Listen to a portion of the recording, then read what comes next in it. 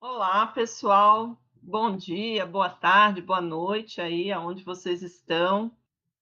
Como promover a educação no século XXI, pensando nessa questão da desigualdade?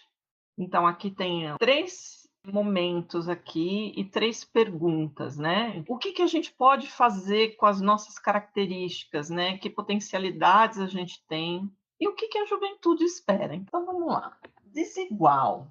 A quê? A quem? Quando? Por quê? Se a gente for pensar o que distingue, né, as pessoas, né, umas das outras, do ponto de vista de um processo social, cultural, né, e de expansão, principalmente do capitalismo e da formação do Estado. A ideia de povo, ela é uma ideia que foi surgindo e ela está atrelada a esse processo de expansão do capitalismo e de consolidação do Estado. Então, desde fins do século XVIII, o conceito de povo foi formado, pois ele antes não existia.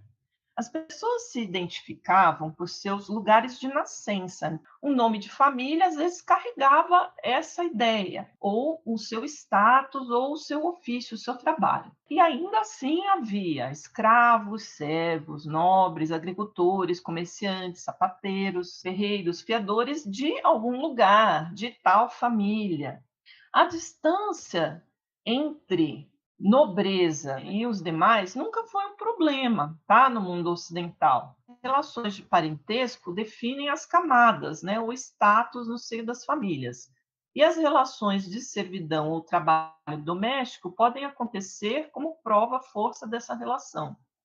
Isso aqui no Brasil não foi diferente. Durante todo o século XVIII, as famílias iniciais, donas de grandes parcelas de terra e produtoras de cana-de-açúcar e aguardente, deram origem ao que se chama a família extensa, né? Em toda a parte aí do Nordeste brasileiro, até chegando na beirinha do Rio de Janeiro. Os primeiros filhos, né, os homens e as mulheres, eles ficavam com a propriedade sede. Os outros filhos são lançados, né? Às vezes, por exemplo, uma filha que casa com um parente é lançado na fronteira, né? Ou por sucessão acaba ganhando, né? As terras daquele do marido daquela filha e essas pessoas acabam servindo com cana-de-açúcar essas moendas. Então, esse é um pouco o significado da família extensa. A mesma coisa também acontece com as famílias e com os escravos nessa época. Quando começam as primeiras estatísticas que vão sendo feitas, né? Então, eu escravo de tal família, da Silva, de Souza. Então, isso remete aos nomes das casas, vamos dizer assim. Com o surgimento das grandes cidades, o modo de vida urbano, conjuntamente com a criação das primeiras indústrias e incremento do comércio de bens, novas necessidades e funções sociais começaram a aparecer no mundo inteiro. Foram mudanças relativas à constituição da família, das relações entre poderes, nas relações econômicas, na constituição das casas e do surgimento de novas profissões, ocupações e necessidades urbanas.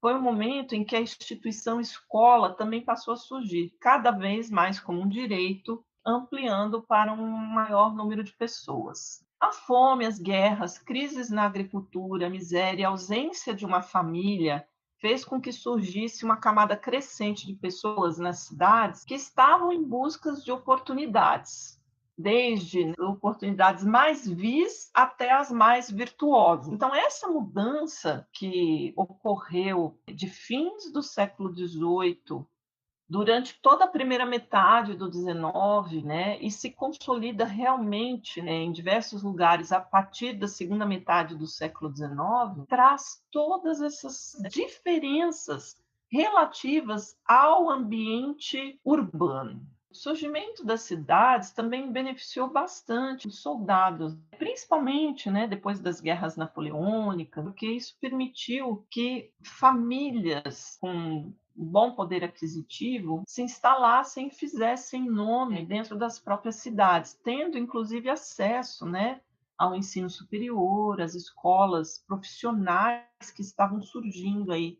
O capitalismo industrial, ele tem um primeiro momento que é de 1750 e um segundo momento que é 1850, onde você tem um outro impulso. Então, para cada vez mais que essas nações queiram dirigir seus estados e ter um controle, elas precisam criar bairro local ali perante a cidade, em relação ao ofício ou à propriedade. É o primeiro momento em que surge uma grande burguesia industrial, cujo capital não advém apenas do lucro da compra e venda de produtos, né, mas da criação de novos produtos industrializados, que passam a ser comercializados nas mesmas antigas rotas de comércio marítimo.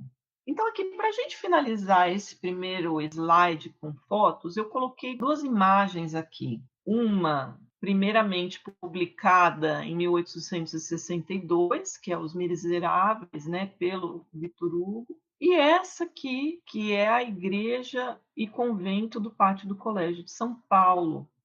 Então, aqui no Brasil, a gente tem um processo bem forte de reurbanização das grandes capitais e cidades portuárias, que não será um espaço agrícola na colônia portuguesa, né, no Brasil, que é um espaço orientado pelas relações e trocas urbanas. Com a chegada da família imperial no Brasil, passa a ter as primeiras plantações de café no norte do estado do Rio de Janeiro, a partir de 1830. O Rio de Janeiro vai se constituir como uma pedra central nessa estrutura urbana que começa a se formar, conectada por navios na costa brasileira, entre o Nordeste até o Sul. Com essa expansão do café pelo oeste paulista, o que se formou é uma nova inserção do Brasil no mercado mundial. E isso também fez com que o grande número de escravos, né, fossem transportados para cá, fossem comercializados do Nordeste para o Sul.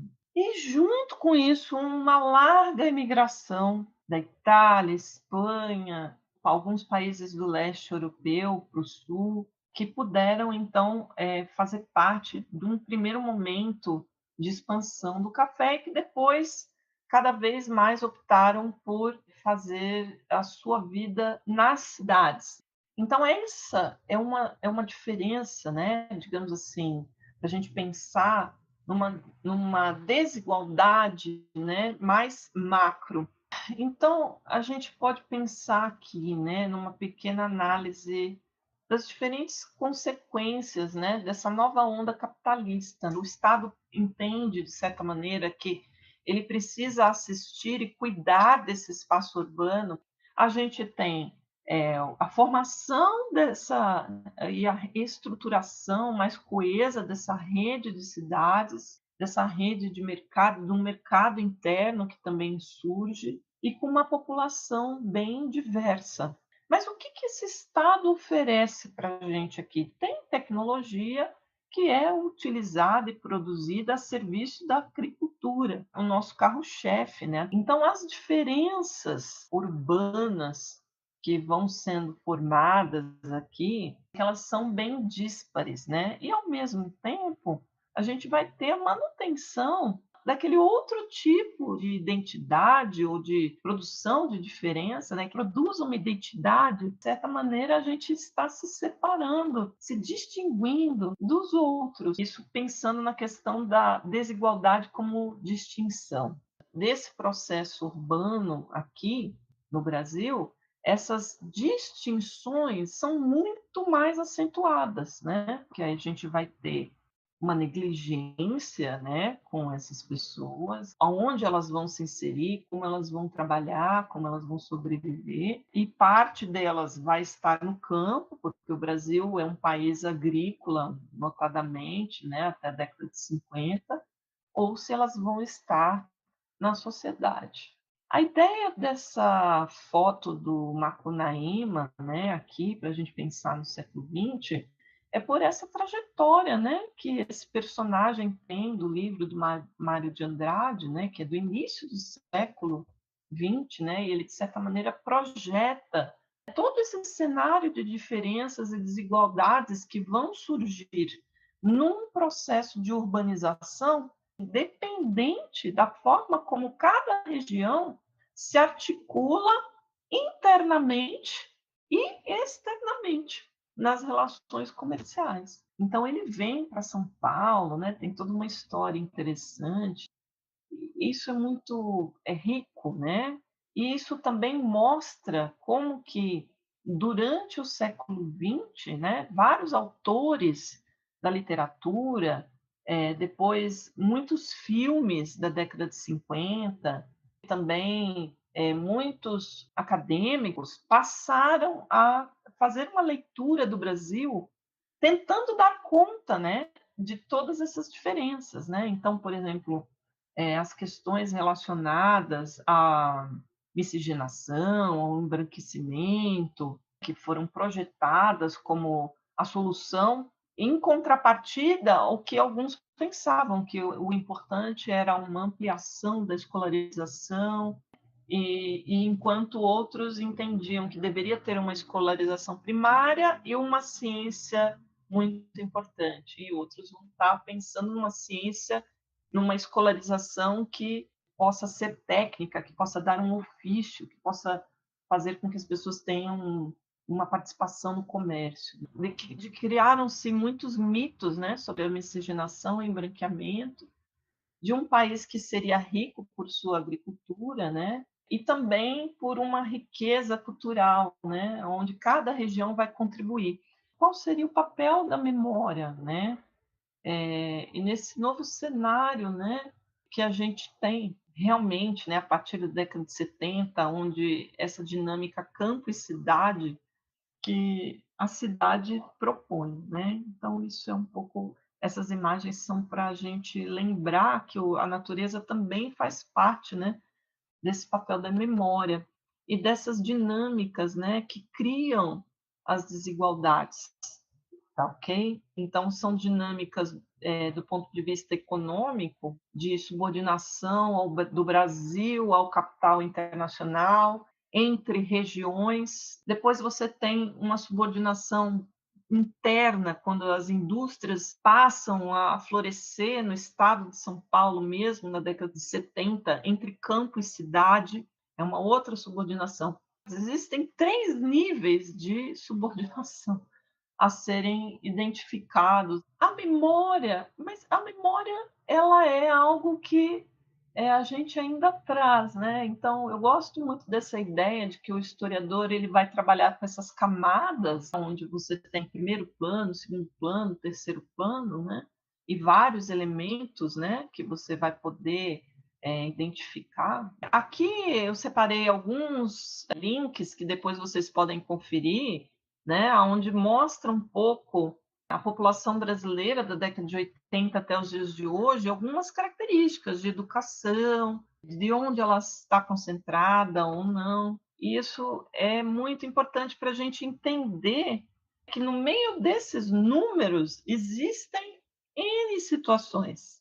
Então, o que fazer? O que a gente pode fazer? Qual que é o papel do Estado, né? Então, tem as políticas públicas que vão reconhecer, né, em meio a esses elementos quantitativos, vão reconhecer questões mais qualitativas, né, e que podem estar fomentando um ajuste para que não exista um desequilíbrio, né, de acesso aos bens, de acesso à natureza, de acesso aos direitos, à saúde, que é aquilo que o Estado precisa cuidar, né, nesse novo contexto urbano que a gente vive. Qual que é a nossa participação como indivíduos, né? Então, no segundo bloco, a gente vai falar um pouco mais em relação à educação.